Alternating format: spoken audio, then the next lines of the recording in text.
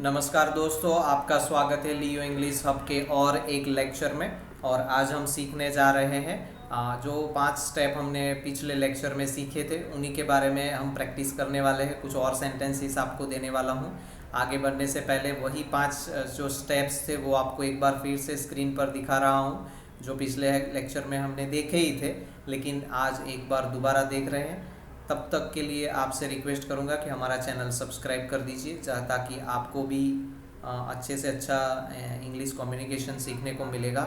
और जो हमारा मिशन है, जैसा हिंदी हमें आता है वैसा ही लिखना बोलना इंग्लिश में भी हम लिख सकते हैं, बोल सकते हैं, और वैसा ही हमारा प्रयास है। तो हमारा चैनल सब्सक्राइब कर दीजिएगा और अपने दोस्तों और परिवार में भी शेयर कीजिएगा। और एक और चीज़ मैं आपसे रिक्वेस्ट करना चाहूँगा यहाँ पर कि कई ईमेल्स मुझे मिले हैं कि कई दोस्त पूरा लेक्चर सुनते नहीं हैं, वो स्किप करते जाते हैं लेक्चर को, और फिर बीच में जो मैं इंस्ट्रक्शन देता हूँ वो उनको सुनने में नहीं आती है, और उसी में कहीं ना कहीं उनका जो पढ़ाई होता है वो अच्छा नहीं रहता है। उनको काफ़ी कुछ चीज़ें पता नहीं चलती है, या तो जो प्रैक्टिस कैसे करना है, कैसे याद रखना है, वो सारी चीज़ें मिस हो जाती है। तो दोस्तों 10-12 ज़्यादा से ज़्यादा 15 मिनट का हमारा वीडियो रहता है, कई बार तो 10 मिनट से भी कम रहता है, ज़्यादा नहीं है। आप पूरा वीडियो सुनिए, जो लिखना है वो लिखिए, इंस्ट्रक्शन जो मिलते हैं उस हिसाब से आप प्रैक्टिस भी कीजिए, बहुत ही अच्छा रिजल्ट आपको मिल सकता है। तो तुरंत ही अभी आगे बढ़ रहे हैं हम। स्क्रीन पर अभी कुछ सेंटेंसेस आपको देने जा रहा हूँ, और उनका हम 5 स्टेप्स जो हमने सीखे हैं उनका भी प्रैक्टिस करके हम कैसे उसका इंग्लिश करते हैं वो देखेंगे। और जो 5 स्टेप्स है वो इस बार हम लिखेंगे नहीं, उनको मन में करेंगे, ताकि हमें बोलना भी है, आगे जाकर माइंड का उपयोग करके हमें बोलना है। तो वैसे ही हम पूरा आज प्रैक्टिस करने जाने वाले हैं। कहीं भी कोई भी वीडियो स्किप मत करिएगा, बहुत ही अच्छा इन्फॉर्मेशन आपको मिलने वाला है। तो अभी जो सेंटेंस आपको स्क्रीन पर दिख रहा है, मुझे अंग्रेजी बोलना आता है, ये आना यानी ये जो क्रिया है ना, अंग्रेजी बोलना, उसमें बोलना भी क्रिया है, लेकिन उसको हम अलग से लेंगे। यहाँ पर आना उसको हम क्रिया बताएंगे, है ना, यानी आता है मुझे। और अंग्रेजी बोलना उसको स्पोकन इंग्लिश के तौर पर हम ऑब्जेक्ट के तौर पर लेंगे। उससे पहले लेकिन आता किसको है, क्रिया करने वाला कौन है, तो मुझे यानी मैं, वो सब्जेक्ट है। तो अंडरलाइन कर कर वहाँ पर हमने सब्जेक्ट लिख दिया। आप भी ऐसे ही लिखते जाइएगा, हाईलाइट करते जाइएगा। अलग कलर्स के पेन का भी आप उपयोग कर सकते हैं लिखते समय, नोट्स बनाते समय। और आता क्या है, तो अंग्रेजी बोलना, वो पूरा एक ऑब्जेक्ट ले लेंगे स्पोकन इंग्लिश में हम जब करेंगे। तो अभी तो मुझे अंग्रेजी बोलना आता है, कोई चाहे तो बोलने को वर्ब अलग से ले सकता है, और हमने 2 वर्ब 2 क्रियापद वाले वाक्य भी देखे हैं, तो वो वैसे भी कर सकते हैं। और यहाँ पर लेकिन जो इजी है, जो आसान तरीका है, वो मैं आपको बता रहा हूँ। तो मुझे अंग्रेजी बोलना आता है, तो उसका इंग्लिश अभी पहले तो आता है यानी वो कौन सा टेंस है, पहला स्टेप ये देख लेंगे हम। तो ये सिंपल प्रेजेंट टेंस है, क्योंकि आता है यानी जब भी बोलने की ज़रूरत पड़ती है तब मुझे आता है ना। रोज़ भी आता है और दिन में 10 बार 100 बार भी आता है। तो वो रूटीन एक्टिविटी है, और वो सिंपल प्रेजेंट टेंस में जाएगा। और फिर सब्जेक्ट ऑब्जेक्ट वर्ब दूसरे टेंस में हमने आइडेंटिफाई कर लिए, उनको ढूंढ लिया सेंटेंस में से, उनको क्लासीफाई कर दिया। और तीसरे स्टेप में जो फॉर्मूला है वो मन में याद कर लेंगे। तो अगर ये सिंपल प्रेजेंट टेंस है तो उसका फॉर्मूला क्या रहेगा, तो उसका फॉर्मूला रहेगा subject plus verb S plus object, है ना। तो अभी ये जो सब्जेक्ट ऑब्जेक्ट वर्ब हमने ढूंढ लिए हैं, उनको अभी हमें रख देना है फॉर्मूला के हिसाब से। यानी पहले सब्जेक्ट लिखेंगे, फिर वर्ब एस नियम के अनुसार अगर एस नहीं लिखेंगे तो नहीं लिखना है, तो नहीं लिखेंगे। और फिर ऑब्जेक्ट आएगा, और फिर अतिरिक्त वर्ड कुछ एक्स्ट्रा वर्ड्स है तो वो लिखेंगे। तो यहाँ पर दोस्तों मुझे अंग्रेजी बोलना आता है, उसका इंग्लिश संस्करण अभी आप अपनी स्क्रीन पर देख रहे हैं, आई नो स्पोकन इंग्लिश।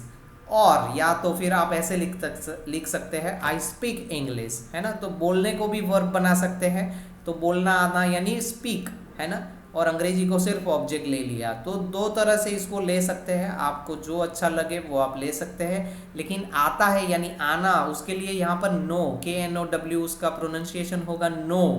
तो आई नो स्पोकन इंग्लिश और आई स्पीक इंग्लिश, है ना।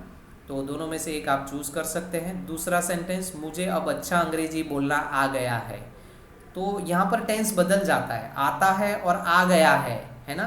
तो वो कौन सा टेंस है, तो पहला स्टेप हमारा यही रहता है कि सेंटेंस अभी ढूंढेंगे, आइडेंटिफाई करेंगे कौन सा टेंस है।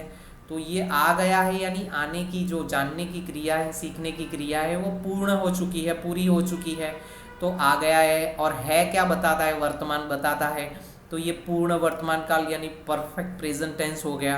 तो सब्जेक्ट तो मैं हूँ ही, यहाँ पर आना, उसको पहला वर्ब बोलना और आना, ये दो क्रिया है यहाँ पर। इससे पहले के सेंटेंस में एक ही क्रिया थी, यहाँ पर आ गया है अभी मुझे, तो बोलने को भी अलग वर्ब बताया है इसमें, आना उसको भी अलग वर्ब बताया है, आ गया यानी आना।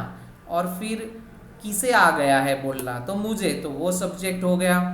और फिर क्या आ गया है, क्या से प्रश्न करेंगे तो ऑब्जेक्ट मिलता है, तो यहाँ पर अच्छा अंग्रेजी वो ऑब्जेक्ट है, और अब वो समय है। तो इस हिसाब से हमने पूरे सेंटेंस को क्लासीफाई कर दिया, कोई भी वर्ड अभी अनछुआ नहीं है, सब कुछ कवर हो गया है। तो अभी इसका इंग्लिश हम सिंपल कर सकते हैं।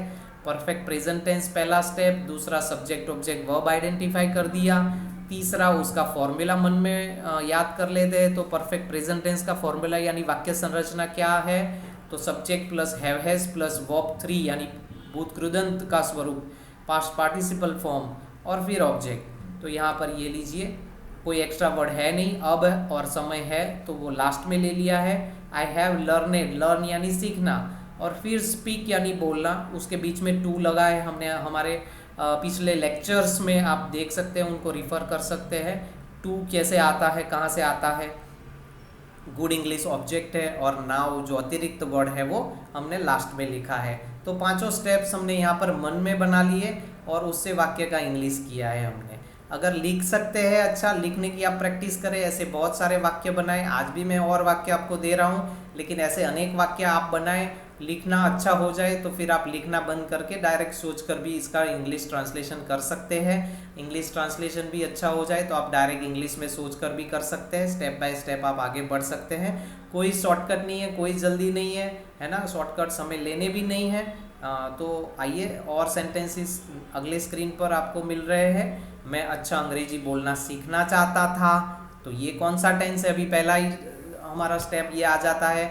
तो चाहता था यानी सिंपल पास्ट टेंस या परफेक्ट पास्ट टेंस, और फिर हमने सब्जेक्ट ऑब्जेक्ट वर्ब ढूंढना है। तो सीखना और चाहना ये दोनों क्रियाएं हैं, तो दो वर्ब हो गए हमारे, है ना। फिर ये सीखना किसको है, चाहना, चाहता कौन है, तो मैं, वो सब्जेक्ट हो गया। फिर क्या सीखना है, तो अच्छा अंग्रेजी बोलना यानी अच्छा गुड स्पोकन इंग्लिश। तो ये पूरे सारे वर्ड्स को हमने आइडेंटिफाई कर लिया, क्या है वो, कोई अतिरिक्त वर्ड नहीं है, समय या स्थान, मीडियम, ऐसा कुछ नहीं है। तो जो कुछ भी है हमने आइडेंटिफाई कर लिया। अभी फॉर्मूला, तो सिंपल पास्ट टेंस या परफेक्ट पास्ट टेंस, अभी सिंपल पास्ट टेंस ले ले तो उसका फॉर्मूला है सब्जेक्ट प्लस वर्ब टू यानी भूतकाल का स्वरूप, subject plus verb two plus object. तो ये लीजिए आपका वर्ब टू वांटेड, वांट यानी चाहता हूँ, और वांटेड यानी चाहता था। तो I wanted to learn good spoken English हो गया आपका इंग्लिश। हम सब ने कई चैनल्स पर सीखने का प्रयास किया। नेक्स्ट सेंटेंस पर आ जाते हैं। हम सब ने कई चैनल्स पर सीखने का प्रयास किया, ये भी सिंपल पास्ट टेंस है, पहला स्टेप हमारा। दूसरा step subject object verb identify कर लेते हैं। यहाँ पर दो क्रियाएं हैं, फिर से प्रयास करना और सीखना, ये दोनों क्रिया करने वाला कौन है, तो हम सब, तो वो सब्जेक्ट है पूरा। और ऑब्जेक्ट क्या है, माध्यम क्या है, तो कई चैनल्स पर। तो ये हो गया पूरा सेंटेंस, हमने क्लासीफाई कर दिया, वर्गीकृत कर दिया। अभी ले लीजिए फॉर्मूला मन में, subject plus verb two plus object, ये भी सिंपल पास्ट टेंस है। तो ये रहा आपका we all tried, subject we all है, और वर्ब टू यानी ट्राई यानी प्रयास करना, उसका वर्ब टू है ट्राइड, वाई निकाल कर IED किया हुआ है। तो we all tried to learn on many channels, है ना। तो कैसे सरलता से सेंटेंसेस बन रहे हैं, कॉम्प्लेक्स सेंटेंसेस ये सब सारे हैं। और ऐसा ही इंग्लिश कम्युनिकेशन लिखने और बोलना दोनों हमें आना चाहिए, है ना दोस्तों। अब हमने लियो इंग्लिश हब सब्सक्राइब कर दिया है, तो ये कौन सा टेंस है, पहले सोचिए। परफेक्ट प्रेजेंट टेंस है, कर दिया है, सब्सक्राइब करने की क्रिया पूर्ण हो चुकी है यानी पूर्ण वर्तमान काल है ना। और फिर सब्जेक्ट ऑब्जेक्ट वर्ब, देख लीजिए, वर्ब सब्सक्राइब करना वो वर्ब है, सब्सक्राइब किसने करना है, हमें, हमने करना है, तो वो सब्जेक्ट हो गया। और लियो इंग्लिश हब हमारा ऑब्जेक्ट है, सब्सक्राइब करने की क्रिया किसके ऊपर होती है, तो लियो इंग्लिश हब पर। और एक्स्ट्रा वर्ड यहाँ पर समय है अब, तो वो भी हमने क्लासीफाई कर दिया। फॉर्मूला फिर मन में याद करना है। परफेक्ट प्रेजेंट टेंस हमने तय किया है, तो उसका फॉर्मूला क्या है, subject plus have has plus verb 3 plus object. तो ये लीजिए, यहाँ पर समय हमने पहले लिया तो कॉमा करना पड़ेगा, लास्ट में लिया तो कॉमा नहीं करना पड़ेगा, वी से शुरू होगा, we have subscribe the Leo English hub. लेकिन नाउ पहले लेना चाहते हैं तो आप ले सकते हैं, लेकिन कॉमा करना है आपको। Now we have subscribe the Leo English hub. बोलने में कॉमा की कोई खास रोल नहीं आता, लेकिन उसके ऊपर आपका वजन आना चाहिए। Now we have subscribe the Leo English hub. Subscribe यानी सब्सक्राइब करना, और उसका वर्ब 3 यानी बुत कृदंत का स्वरूप है सब्सक्राइब्ड। तो इस तरह हमने देख लिया, सेंटेंस को ट्रांसलेट भी कर लिया। कहीं भी आपको कुछ भी डाउट है तो अब मेरी भी ज़रूरत नहीं है, आप हमारे पुराने लेक्चर्स, पिछले लेक्चर्स रिवाइज करें, रिवाइज करें, सब कुछ उसमें है। पहले लेक्चर से आप शुरू करें तो बहुत ही अच्छा है, सोने पे सुहागा रहेगा, है ना। आइए नेक्स्ट सेंटेंस देख लेते हैं। हमें हर एक लेक्चर में कुछ नया सीखने को मिल रहा है।